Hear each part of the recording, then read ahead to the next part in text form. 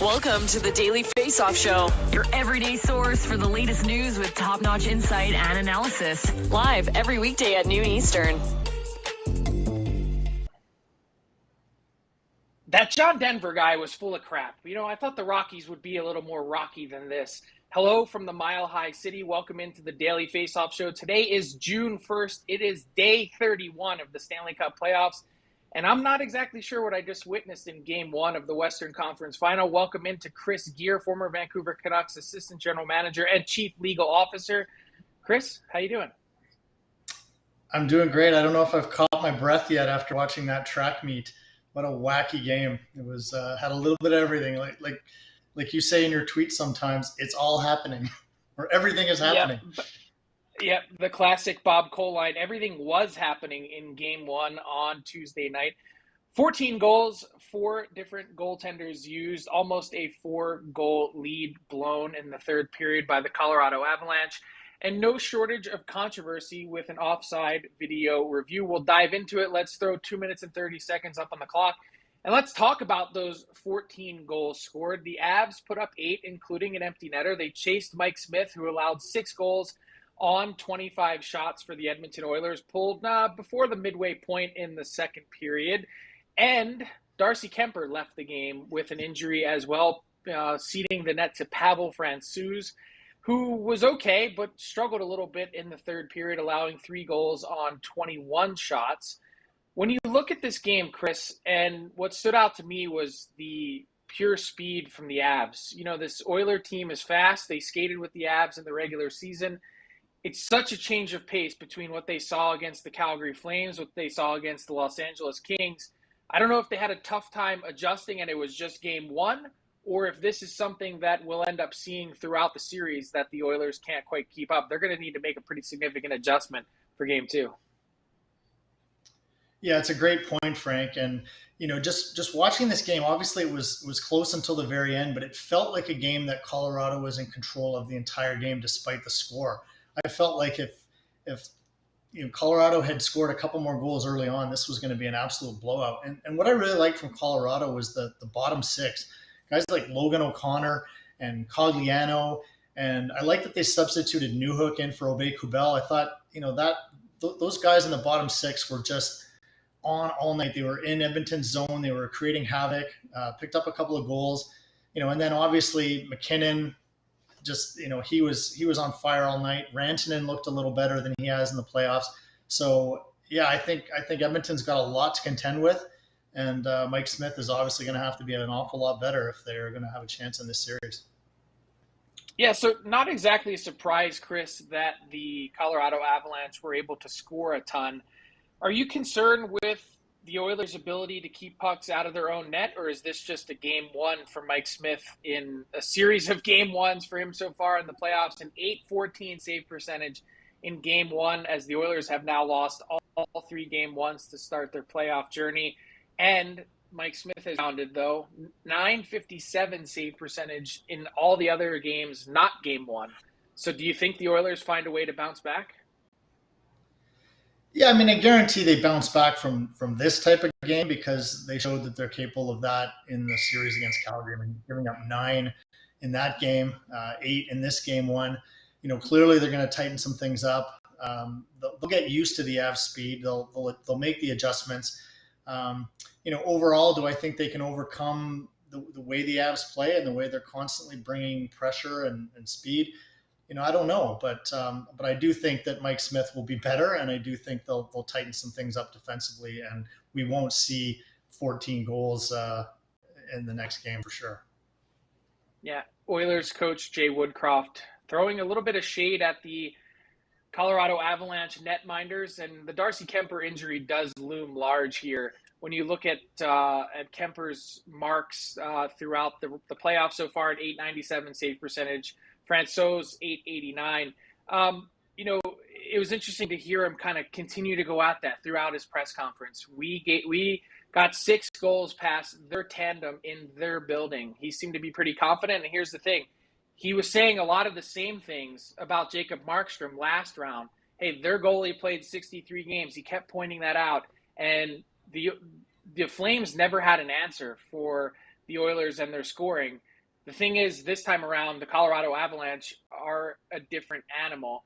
And to that point as well, Jay Woodcroft, a really interesting spot in game one, Chris, and that was the offside video review towards the end of the first period in the dying seconds. In fact, Cale Makar enters the offensive zone, does not touch the puck once he crosses the blue line, as you see his teammate Valeri Nichushkin there exiting the zone. This was a classic tag-up play. I think Chris, it's fair to say by the letter of the law, by the rule book, the NHL made the correct call, and their director of officiating, Stephen Walcom, on site in the building at Ball Arena to oversee this entire process. So yes, when you look at it, Cale Makar doesn't touch the puck until a little bit after Nichushkin clears the zone. But was this the spirit of the rule? Was the correct call made at the end in terms of what offside should or shouldn't look like in your view? I don't think so, Frank. I mean, to me, Cale Makar is in possession and control of that puck as he crosses the blue line. Whether it's a little bit off his stick or not, to me, is irrelevant. You got a case here where Nichushkin is, a foot inside the blue line. We've seen so many goals overturned over the last few years where they're looking at, millimeters over the blue line for these offside calls. And now this one's suddenly different because, the puck is pushed off of Makar's stick. I just don't like it. I think it's the wrong call. I get that they were trying to interpret the rule book very technically. It's a lot like the Coleman goal off the skate that happened in the Calgary series. Like these technicalities, and they shouldn't be happening. They're tough on fans. They delay the game, and they happen at critical moments. I mean, this made it a 3-2 game and sort of changed the outcome of the game a little bit. So I don't know how it gets better or gets fixed, but I didn't like the call. How about you? Yeah, I'm totally with you. I mean, Makar is clearly attempting to enter the zone with possession. It just happens. There seemed to be a lot of credit given to Cale Makar, and certainly never underestimate his brilliance as a player. But he did admit after the game that he was trying to buy as much time as possible for Nichushkin to leave the zone. But I don't think, look at where his head's at. He's not even really looking at Nichushkin and where he's going. It just happened to be pure luck in this case. I think the intent was still for him to carry it into the zone and push it forward. Jay Woodcroft was saying after the game, look, that's not the reason we lost, but I don't think there's any doubt that it was a huge swing in momentum. For one, the Oilers had just scored a tying goal less than 9 seconds earlier. And not only that, but because the review went the other way, the Oilers were hit with a penalty. The Avs scored early in the second period. It's a 2-goal swing, which ends up being the margin of victory for the Colorado Avalanche. To me, I just think the Oilers were in a spot where they felt like they were making the right challenge. Jay Woodcroft being a former video coach himself. And it's rare to see teams get offside challenges wrong. In this case, I think we were all shocked in the arena, watching the replays, seeing everything over and over again to see this is what the NHL ultimately came up with, because I think Makar pushing it into the zone, it was pretty clear what he was trying to do. It just happened to be by dumb luck that he didn't end up touching it. Yeah, agreed. I mean, it's funny that the play in Calgary goes in the Oilers' favor, and then this one goes against them. So maybe in some way it's justice persevering here. But I thought the Oilers had some really good play. I mean, the Nugent Hopkins pass over to Kane to spring him, and then the Draisaitl play over to McDavid. Like the goals that Edmonton scored were beautiful goals, but I didn't think they sustained enough pressure or overall created enough. And so they kept the game close, but they need to do a lot more if they're going to compete in this series.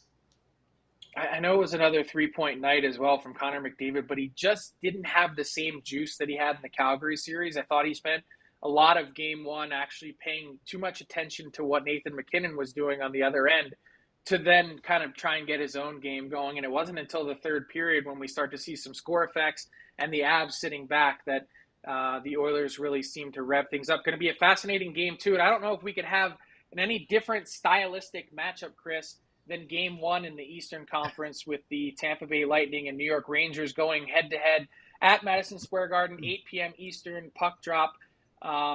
when you look at this, what are the keys to the series for the New York Rangers, who arrive at this Eastern Conference final after their 5-year rebuild, perhaps a little bit ahead of schedule, playing with house money, but now going up against the 2-time defending Cup champs? Yeah, I mean, obviously this is a goaltender's battle, and I think we can just assume that both of those guys are going to play lights out. So then it comes down to what other players can become factors on these teams. And, if Zibanejad and Fox and Kreider and Panarin, if they can play up to the level of, the Tampa Bay Stars, Stamkos and Kucherov, and, I don't know if Point's coming back. I think if Point doesn't come back in the series, that's a big lift for the Rangers, because Tampa will miss him. But I think those Rangers stars need to step up to the level of the Tampa Stars, and then you need to continue to have performances like we've seen from, Barclay Goodrow and Ryan Lindgren, just lying down in front of pucks and sacrificing their bodies. I've really been impressed by the Rangers' commitment to winning and their just gutsy performances. So, I think Tampa's definitely going to be favored here quite heavily, but the Rangers just have that it factor going on right now. They've won 5 elimination games in a row, and they're playing for each other, and they're playing hard, and they're playing gutsy. So I think anything can happen. There's no questioning the Rangers' commitment to win. My question is, can they commit to cutting down on their mistakes that they make at various points on the ice, whether it's in the neutral zone, whether it's in their own end and defensively? There's not going to be a significant margin for error here when dealing with a Tampa team that capitalizes easily on mistakes. And that's going to be the big test for me, is for a Rangers team that has had, the knock on them all season long has been the volume and quality of chances that they've given up, and they've been saved a lot by Igor Shesterkin. They played a bit cleaner as the series went on against the Carolina Hurricanes, found their way to wade through a lot of what Carolina threw at them. But this is a totally different matchup, a different animal. And this Tampa team is coming in with 9 days between games, fully rested after playing more hockey than anyone over these last 3 years. This is going to be a challenge. And as much as we've got the star power up front offensively, McDavid, McKinnon, Draisaitl, Makar, go down the list, Rantanen, these unbelievable players that are in the Western Conference final, it's all in net in the East. And I'm wondering if we end up seeing more goals in one game in the West than we do in the entire East final. Very well could be. I mean, Shesterkin and Vasilevsky are absolute stars, and they rise to the occasion. And, Vasilevsky's proven over the course of the last 2 championship runs that he's not going to let in many goals. And I think Shesterkin, over the last series especially, shown that he's rounding into form in these playoffs. So, yeah, we could be in for an excellent goaltenders duel. Speaking of series, we're now down to the Final Four, and that means we're taking a look back at the teams that have bowed out so far in the Stanley Cup playoffs, to take a look back at their season and also really what lies ahead. And today is the Nashville Predators. A fascinating offseason for the Preds in that they had a pending unrestricted free agent in Philip Forsberg, who they decided to keep at the deadline in firm playoff position. His next contract looms large. It's going to be a significant one. My guess is an AAV that starts with at least a 9, coming off another 40-goal season. They got some incredible production from some guys that was probably pretty unlikely, in the sense that Matt Duchene, where did that 43-goal season come from? Ryan Johansson back up producing at the level closer to what we expected with that $8 million a year deal. And Forsberg, as we mentioned, 42 goals, and he's a pending UFA. When you take a look, Chris, at this video that we saw of Philip Forsberg leaving the ice as the Nashville Predators were swept at Bridgestone Arena, just really stood out to me. Take a look at how long Philip Forsberg, his teammates, they're sliding off the ice, and he's just kind of giving it an extra lap, an extra look, just in case this is the last chance or last view that he has of Bridgestone Arena as a Pred. When you look at that, what does it tell you anything? Does it give you any insight into what he may be thinking as the offseason is here? Yeah, well, it tells me that either he's made up his mind that he's played his last game in Nashville, or he's certainly open to the possibility of leaving, and he's trying to soak it up for one last time in case that possibility happens. The thing with the Predators, it was unfortunate that Saros got hurt, because they didn't really get a chance to do what they might have been able to do in the playoffs. Although, we know that going up against Colorado was probably a waste of 8 days, as, as our friend in Calgary liked to tell us. But it's difficult. You end up with a UFA in Forsberg, and if he leaves, you don't get anything for him other than the cap space to replace him. That's a challenge, and you wonder whether David Poile maybe should have made a different choice, knowing that they were likely to face Colorado, that it was likely going to be a quick playoff exit, and maybe he needed to start maximizing assets. I'm sure they would have had conversations with Forsberg throughout the season and known his stance or what it would take. And, so if they end up without Forsberg, then, it's a missed opportunity for sure.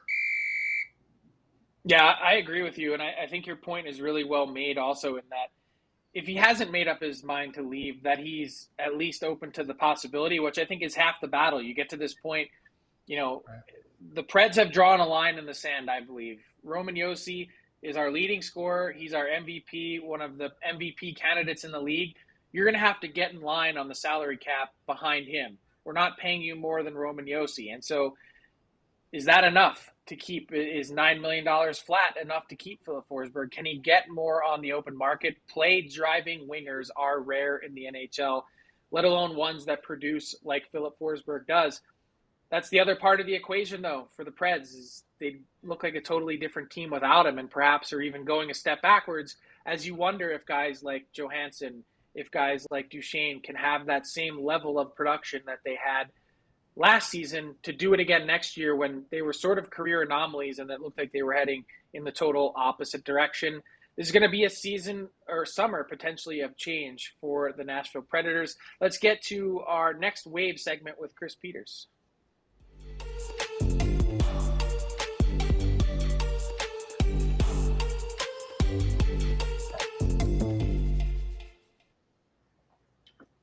Pleased to welcome Chris Peters back to the Daily Faceoff Show for another edition of The Next Wave, delivered by DoorDash.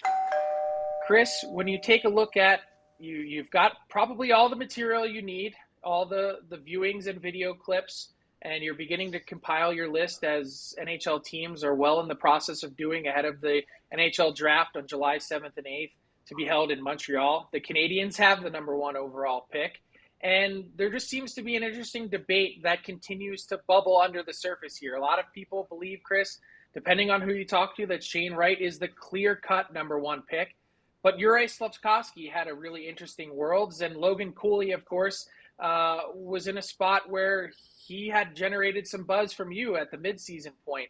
Is this a clear-cut case for Shane Wright, or is it more complicated than that? I think it's growing more complicated as we've gone on. And certainly Juraj Slafkovský playing in the World Championship made a significant impact in how they've been perceived. That's another instance of him going to an international tournament, just as he did at the Olympics, where he scored 7 goals and was the MVP. And then he was a top-line winger for a Slovakia team that did include a couple of NHL players. And then they ended up making it to the playoff round, and he was a key player. He was averaging over 20 minutes a game of ice time in that tournament. So that's one of the key differences between what Slafkovský has done internationally and what he has done in Finland playing professionally. You look at his numbers there, they do not look like numbers that a top pick would have. However, he is 6'4". He's about 220 pounds. He's got power elements. He's got skill. He's got an elite shot. All of those things come into play. And I think what we've seen is that his season has progressed in such a way that he's much better now than he was at the start. And so there's a lot of debate, not about Shane Wright's ability. Everybody knows that he's good. The issue is, what is his potential and what is his ceiling versus these other two players? You can talk to anybody and they'll say Logan Cooley's got a higher ceiling. Some might say one of the defensemen has a higher ceiling. Some might say Slafkovský has a higher ceiling. And a lot will say Shane Wright has the highest ceiling of any prospect. But that's the real debate that the Canadiens are having to go through right now. Kent Hughes has said he is not going to make a decision. They are not going to make a decision until July. They're going to get to the end of this month. They're going to go through all their meetings. They're at the combine right now. They're going to go through all that. And he has said potential is one of the most important factors. And to me, that's a signifier. That's one of those little signifiers, like a little hint, a little breadcrumb to say it's not a lock that Shane Wright is their number one choice. Let's switch gears a little bit, Chris. June 1st is the deadline under the CBA for teams to sign prospects from the draft 2 years ago if they're not in college, or 4 years ago if they went over and played in Europe. Is there anybody that is not going to be signed today that will raise some eyebrows? And if so, why? And what's the situation with that player? Yeah, the one that's getting pretty interesting is Minnesota's first round pick from 2018, Philip Johansson. He was drafted in the Paul Fenton era of that team, and he was a controversial first round pick at the time. The Wild, based on reports, I believe Mike Russo was first to report this, and also I've had sources indicate for some time that he was not going to be signed, that the Wild were going to take the compensatory second round draft pick as a result of not signing him. That's the guy that's going to be moving. Now, I'll say that Philip Johansson has shown flashes of NHL potential, but he has very rarely shown anything that would suggest that he should have been a first-round draft pick. I didn't have him ranked in my draft rankings at all the year that he did go in the first round. I did have him as an intriguing late rounder because you could see those little flashes. He was a very smart player, moved pucks well, but the offense wasn't really there, and it hasn't shown up yet. So he's a guy that's kind of floated around the edges of Sweden's national team program and other things like that. He's never really been a guy that's taken charge. And so, in my opinion, the Wild are getting the better deal here by taking the compensatory pick by not signing him and relinquishing his rights. So with that compensatory pick, the Wild will get an extra second-round pick. They will have two in this upcoming draft. Chris, as you mentioned, the NHL's, a lot of their front offices, GMs, and scouts are in Buffalo at the moment for the NHL Combine, conducting interviews this week, going to dinner with top prospects. What are you expecting to learn, or what are they expecting to learn, if anything, at this Combine? It feels like there's been less emphasis than ever before on the fitness testing portion, which wraps up on Saturday, and that a lot of this seems to be getting to know the person as opposed to the player. Yeah, without having had the Combine the last couple of years, teams are relishing the opportunity to get a face-to-face meeting with these players. Most times you'll have scouts, they'll have their conversations, they'll talk to guys, they'll talk to people around the player, and now they have a chance to go face-to-face in a room with that player and get to know them a little bit better, and also kind of get a sense and a feel for what they're all about. I think, Kent Hughes said yesterday on the Canadiens website that basically, this is a hugely important thing, is to get these meetings. We really want the character of the player, who the person is, the way they answer questions, what makes them tick. All those things are going to be folded into the decision process. So having the Combine and having the interview process back really helps. There's 86 players that teams are going to have a chance to meet. Obviously, they're not going to meet with all 86, but a lot of the big players are there and they're able to have those conversations. There are some that won't be there because they're still active. Kevin Korchinski is a projected first-round draft pick. The Seattle Thunderbirds moved on to the WHL finals, so he's not going to be available to be at the Combine. But most other players, you're going to have a chance to have that conversation. And that's one of those little key pieces of the whole puzzle, the entire evaluation. Who is this player? What is he about? I mean, and certainly Chris has been in those discussions and those meetings, and that can be a big factor. And really, when we're splitting hairs between picks, especially this year, where there's so much of a varying opinion of where everybody is, that interview very well could be that little tiny bit, that extra 1% that pushes a player higher or lower on the draft board. You never know what can happen in those interviews. Joe Smith had a great story in The Athletic this week about Andrei Vasilevsky, who the Tampa Bay Lightning took with the 19th overall pick in their draft. They had an interview with him, and he was doodling. He was drawing a goalie mask, and they were wondering, what the heck is this guy drawing on his piece of paper? And at the end of the interview, they asked to see it, and it was a goalie mask with a lightning bolt on it. So there you go. He's been a huge shot in the arm for the Tampa Bay Lightning franchise, and, of course, always interesting to see first-round picks being used on a goalie. It's been an interesting trend that I think we may maybe not this year, but we'll probably see continuing as the drafts go on, with how important goaltenders are to franchises. Thanks so much to Chris Peters. This has been another edition of the the Next Wave with Chris Peters, delivered by DoorDash. You see the promo codes there at the bottom of your screen. DFODD if you're in Canada, DFODD US if you're in the United States. That gets you 25% off and free delivery on your first order. Game 1 of the Eastern Conference Final tonight. You don't want to cook. All your favorites and more delivered right to your door by DoorDash. Thanks, Chris. Thanks, guys.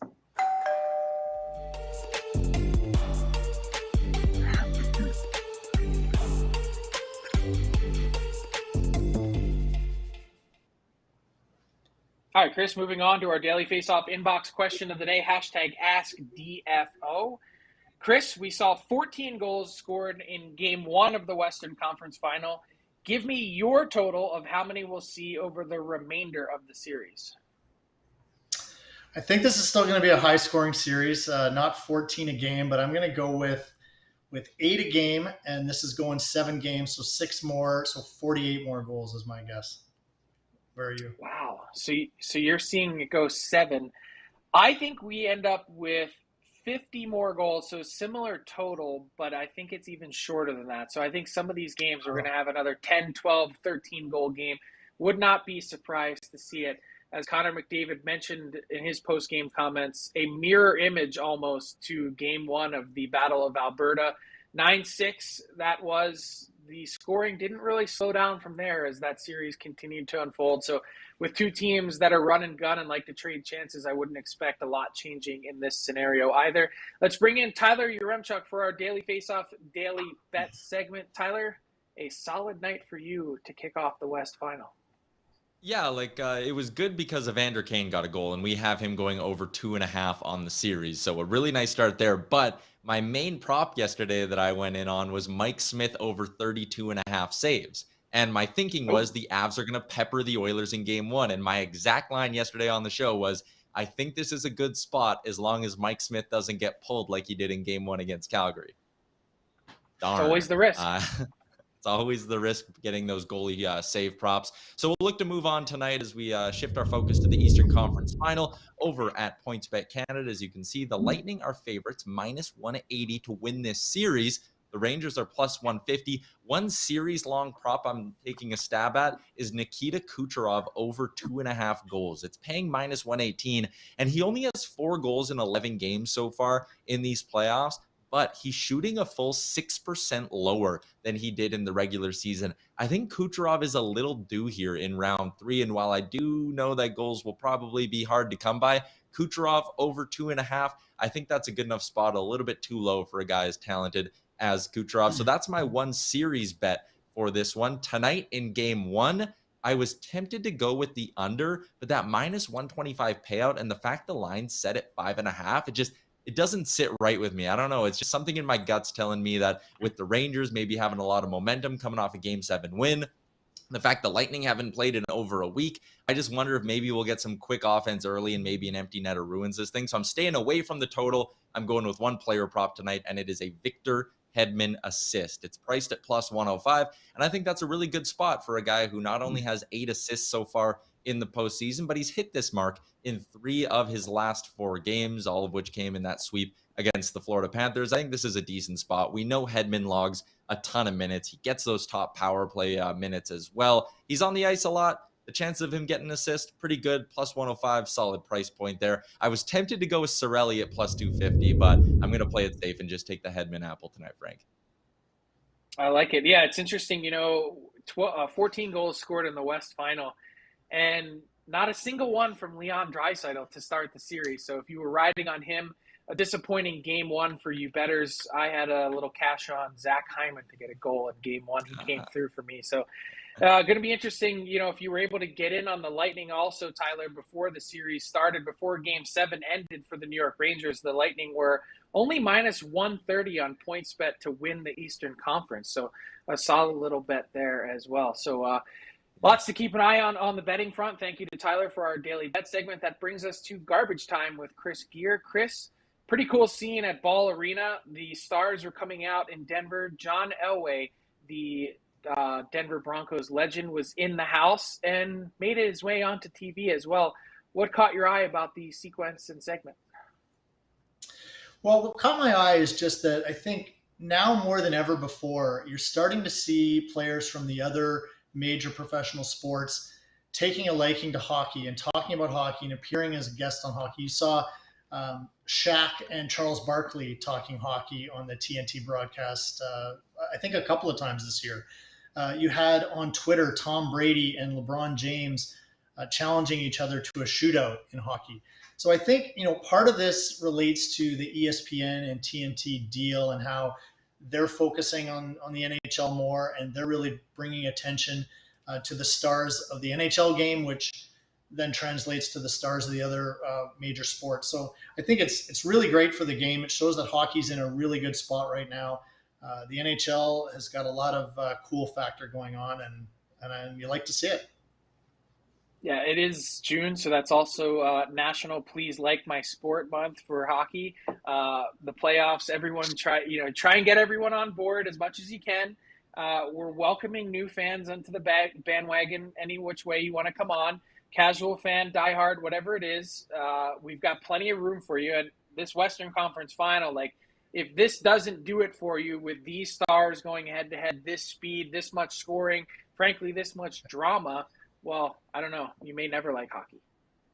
That's right. No, it's an incredible time. And then you've got, New York, the biggest market in the U.S. in the Eastern Conference. So between having the two of the, probably four of the biggest stars when you throw in Makar and Draisaitl on the West Coast, and then the biggest market in the U.S. It's a great time, and I think hockey is going to grow rapidly throughout the U.S. just because of all of the things that are happening with the broadcast and the teams playing in the finals here. So it's a good time. Yeah, fun if to the watch. NHL could cook it up, I don't know that they could do it any better than these four teams advancing to the conference finals. 6 number 1 overall picks playing in these two series as well. As we mentioned, the New York Rangers hosting the Tampa Bay Lightning, Game 1 at Madison Square Garden on Wednesday night, 8 p.m. Eastern puck drop. Thanks so much to Chris Gear, to Tyler Yaremchuk, to our technical producer Alex Allard, and Chris Peters. That'll do it for today's edition of the Daily Faceoff Show. Keep it locked on dailyfaceoff.com for all the latest news, insight, and analysis from around the Stanley Cup playoffs. And specifically, as we transition to our offseason coverage, we'll have some trade targets, boards, and top pending free agent rankings coming to you soon. Thanks a lot. You know where to find us, 12 noon Eastern on Thursday. We'll talk to you then. Have a great day, everyone. Thanks for watching the Daily Faceoff Show. Make sure you hit subscribe on our YouTube channel to never miss an episode.